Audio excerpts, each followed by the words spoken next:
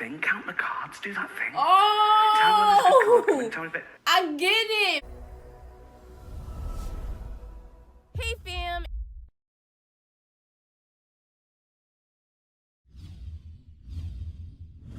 It's your girl Ash and I am back with another video, and today I'm going to be watching top 10 most offensive jokes, and this is a compilation with different comedians. If you guys would like to check out my other videos, the link will be up at the top, and if you guys would like to follow me on Instagram, the link will be down in the description below. And if you haven't subscribed already, what are you waiting for? Hit that red button so you can be a part of the family. Don't forget to give your girl a thumbs up. Enough of me talking, let's get straight into this reaction. They say there's safety in numbers. Yeah? Tell that to 6 million Jews.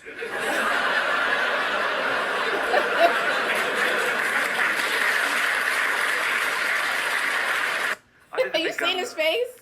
Charity gig last year for autism. Oh, that's Ricky Gervais. And like most people, my only experience of autism until recently was Dustin Hoffman's brilliant portrayal in Rain Man. But I've just got this new house in London, and the neighbours were coming round going, oh, yeah, hi, poking their noses in, basically. But I thought, you know, I'd be nice to them for now. When I get a big gate, they can fuck off. One couple, they've got an autistic son. And the mother was talking to me and said, oh, this is Douglas, he's 17, and he never goes out because he hasn't got any friends. So I thought, right, okay, this is where I can show him that, you know, I'm a rich, handsome man off the telly, but I've also got a heart of gold. And I said, oh, I'll take him out. And really? I went, yeah. So I went back on the Saturday, true, and she said, oh, he loves the zoo.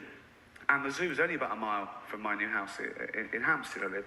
And so I'm walking along the street with Douglas, okay, and he doesn't take his eyes off his mum all the way along the street like that.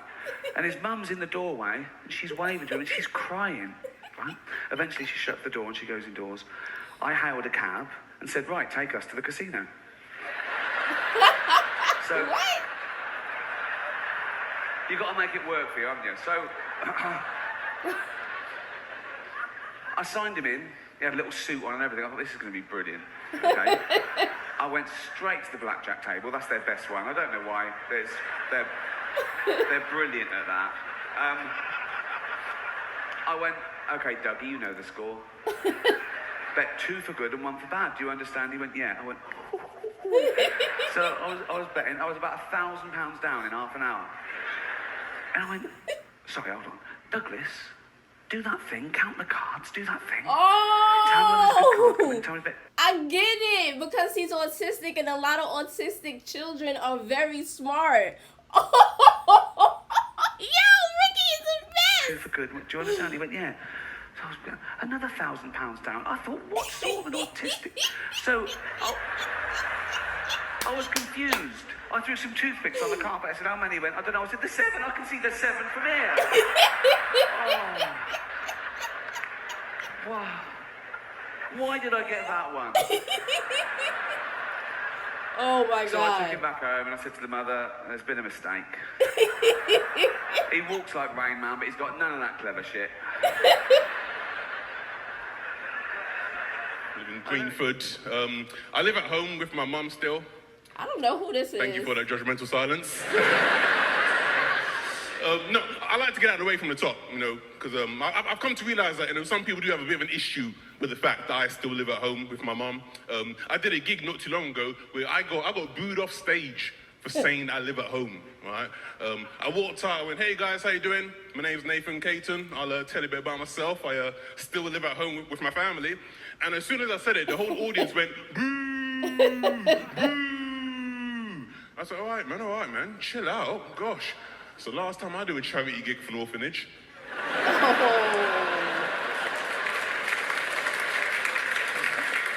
Jealous because my family kept me. Piss off. Sodom. Who are they gonna cry to? No. There's one girl who was pregnant. I knew she was gonna keep it, frantic bitch. I didn't know what I was gonna do, but then a miracle happened. She had a miscarriage in the toilet stool. What? I know you think that's fucked up, but wait till you hear this. I don't know who this is. I had to act like I was sad about the shit.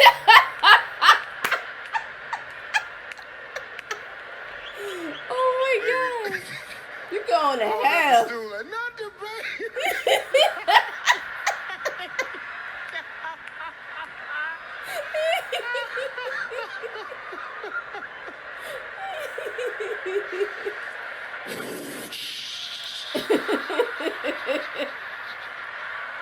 What's he doing? Oh my God. Bye, Daddy. Bye, little motherfucker. I don't know you shit. If only Africa had more mosquito nets, then every year we could save millions of mosquitoes from dying needlessly of AIDS.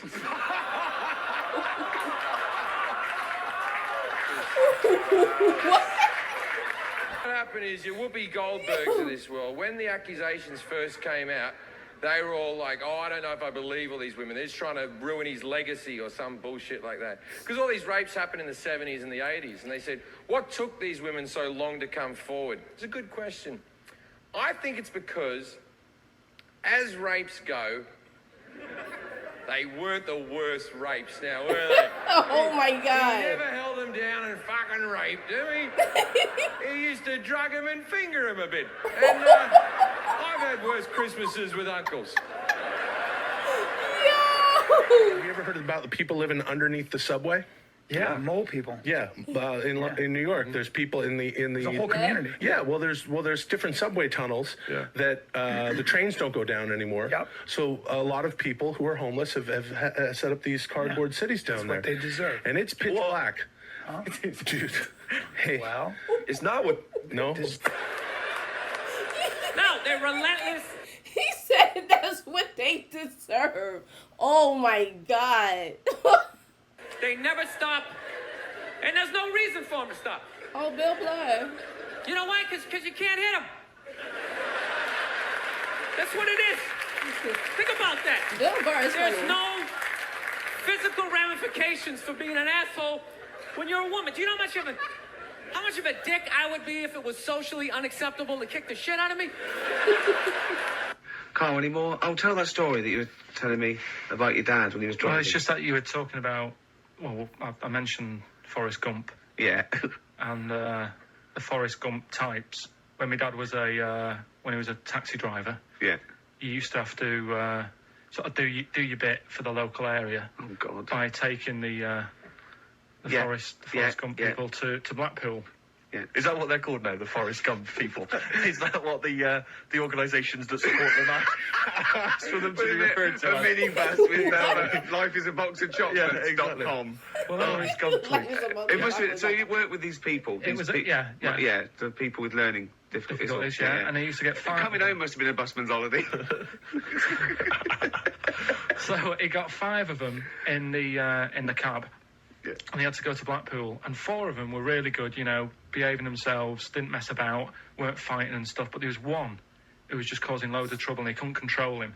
Oh, and what you've got to be able to do with people like that, you don't want them to get stressed out because it's not good for them. It stresses them out, and you could end up with a bit... Thanks, Dr. Carl. You could end up with a bit of a riot on your hands. So he thought, I'll nip this one in the bud right now. And he pulled up just on the outskirts of Blackpool, and he took the one out that was causing problems and put it in a wheelie bin. Oh, I'm sorry. I apologise. He did what? Oh, He did it for the good of the others. He put it in a wheelie bin. He was having a good time. He thought it was one of the rides. Could you stop saying it? Him. Yeah. He was having a good time, and once he calmed down, my dad went back and picked him up, and he was fine. He had a good What, day. he left him in there the whole time the others were in Blackpool? No, he left him there, not the whole day, probably about an hour and a half, Oh In my a wheelie God. bin? in a wheelie bin. Why couldn't he get out? Because, like, his arms were trapped on the thing. You know, there was one... What, he the tied him slide up? in. No, do you know, like, because he was a big fella, and, like, he managed to get him in so his arms were down the side like that, so he was a bit trapped. Wasn't he screaming and crying and stuff? He was making a bit of noise, but do you know what I mean? What, you feel so right? Well, but anyway, I didn't really want to talk about it. He just brought it up because of Forrest Gump. Did his family know about this? Is this the first time they'd have heard about this? He didn't get asked to do it again. Yo, wait, hold I didn't want to talk on. about it. He just brought it up. Carl Pickleson is so funny, but it's Ricky Gervais' laugh that gets you. It sinks you in. It makes it more funnier than what it already is. Like, oh my god. Comments down below. Let me know what you guys think about the 10 most offensive jokes. Definitely hilarious. Let me know what other comedians you guys would like to see. Drop it down in the comments. Don't forget to give your girl a thumbs up. And I'll see you guys in the next video. Bye, fam.